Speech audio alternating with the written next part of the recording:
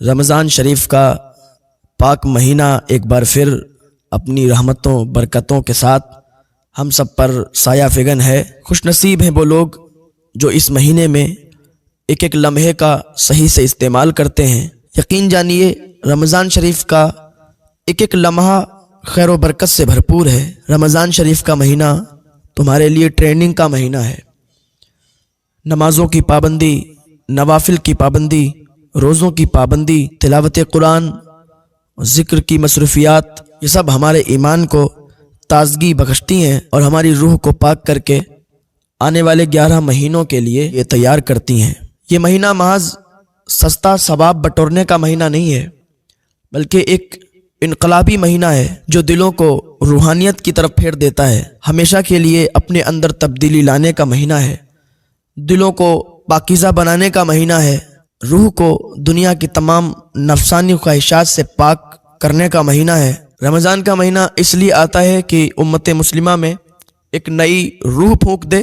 قرآن مجید میں روزوں کی فرضیت کا مقصد بیان کرتے ہوئے کہا گیا ہے، روزے اس لیے فرض کیے گئے ہیں کہ تمہاری زندگی سے برائیوں کا ہمیشہ کے لیے خاتمہ ہو جائے اور تم متقی بن جاؤ، زندگی کے ہر موڑ پر رضائے الہی پیش نظر ہو۔ رمضان شریف کا مہینہ بہت ہی رحمتوں برکتوں والا مہینہ ہے۔ اسلامی 12 مہینے کے ناموں میں صرف قرآن میں رمضان مہینے کا ہی نام لیا گیا ہے، اور اسی مہینے کے فضائل اور واضح لفظوں میں بیان ہوئے، کسی دوسرے مہینے کا نام نہیں لیا گیا۔ صرف ماہ رمضان کا قرآن میں نام لیا گیا ہے۔ عورتوں میں صرف بی بی مریم کا، سمجھ رہے ہیں؟ عورتوں میں صرف بی بی مریم کا نام قرآن میں آیا۔ صحابہ کرام میں صرف حضرت زید بن حارثہ کا نام قرآن میں لیا گیا، جس سے ان تینوں کی شان اور عظمت معلوم ہوتی ہے۔ رمضان میں 5 حروف ہیں، را، میم، ضاد، الف، نون۔ کیا ہوا؟ رمضان۔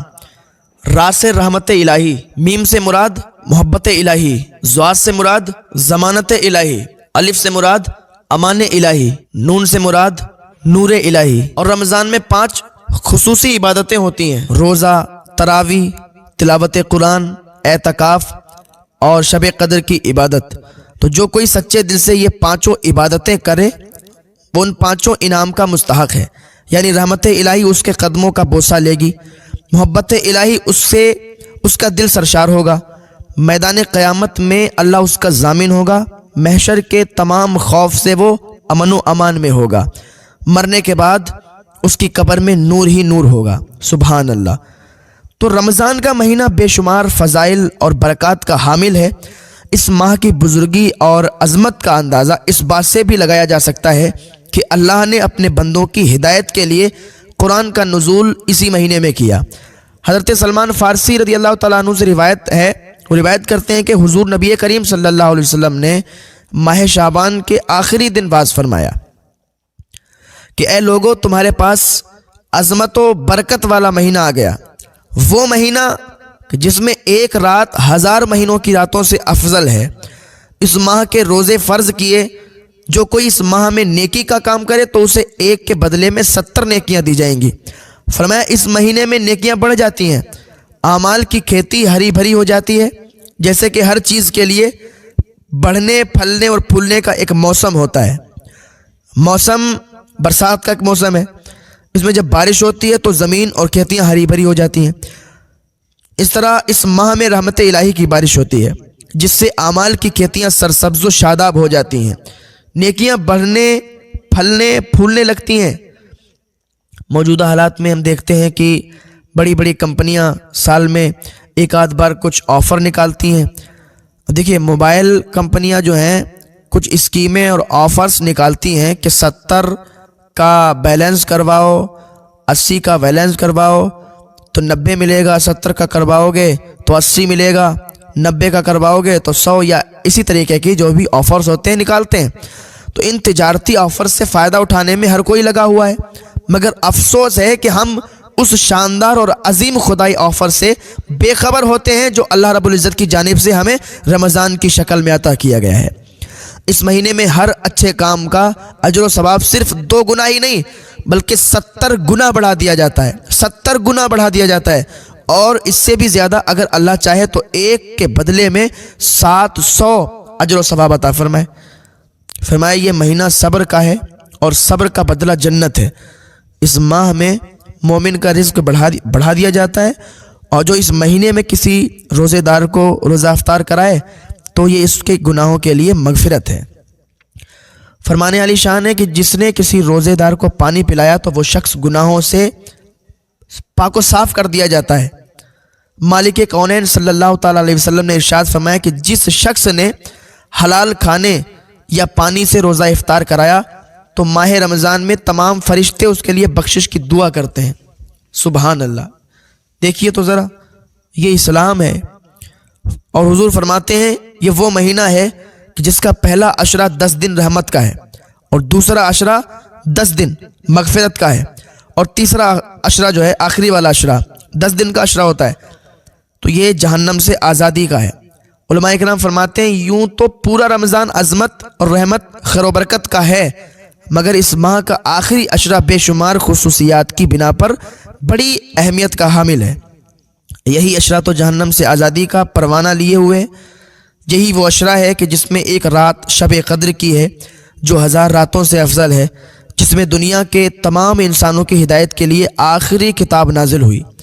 رمضان کا یہ عشرہ اپنے اندر 4 خصوصیات رکھتا ہے۔ نمبر 1، اسی عشرے کی شب قدر میں قرآن کا نزول ہوا۔ نمبر 2، یہ رات 1000 مہینوں سے افضل ہے۔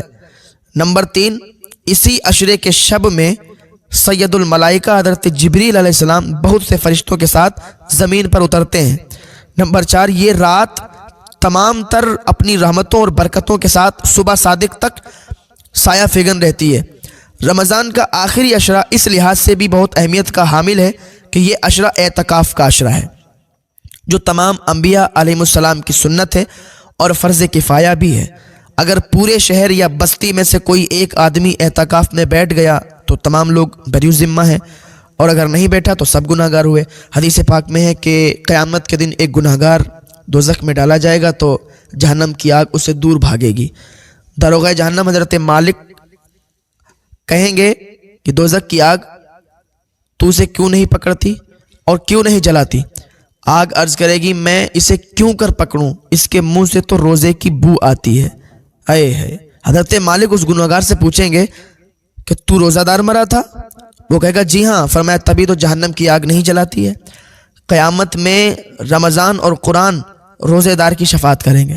پتہ ہے رمضان اللہ کی بارگاہ میں کہے گا میں نے اسے دن میں کھانے پینے سے روکے رکھا تھا، اور قرآن عرض کرے گا اے میرے پروردگار میں اسے رات میں تلاوت قرآن اور تراویح کے ذریعے سونے سے روکے رکھا تھا۔ اللہ تعالیٰ رمضان اور قرآن کی شفاعت قبول کرے گا اور روزے دار کی بخشش کرے گا اور جنت عطا فرمائے گا۔ فرمایا من صام رمضان ایمانا و احتسابا غفر له ما تقدم من ذنبہ، جو شخص ایمان اور اخلاص سے روزے رکھے اللہ اس کے پچھلے گناہ بخش دیتا ہے۔ فرمایا جس نے روزہ رکھ کر بھی فسق و فجور اور برائی نہیں چھوڑی اس کا حال صرف بھوکے پیاسے کے سوا اور کچھ نہیں۔ یعنی روزے کا مقصد ہے برائیوں کو چھوڑ دینا، تقوی والی زندگی اختیار کرنا۔ آنکھ کا روزہ یہ ہے کہ کوئی حرام چیز نہ دیکھے، کان کا روزہ یہ ہے کہ کوئی بری بات کا کانوں سے نہ سنے، زبان کا روزہ یہ ہے کہ گالی گلوچ جھوٹ غیبت اور چغلی زبان سے نہ نکلے، ہاتھ کا روزہ ہے کہ غلط کام کے لیے نہ اٹھے، پاؤں کا روزہ یہ ہے کہ قدم غلط جگہ حرام کی طرف نہ جائے۔ اگر واقعی وہ اپنے تمام اعضاء کو گناہوں سے بچاتا ہے تو صحیح معنوں میں اسے روزے کی برکتیں حاصل ہوں گی۔ ورنہ حدیث پاک میں آتا ہے کہ بہت سے روزے دار ایسے ہیں کہ ان کو بھوک اور پیاس کے سوا کچھ حاصل نہیں ہوتا۔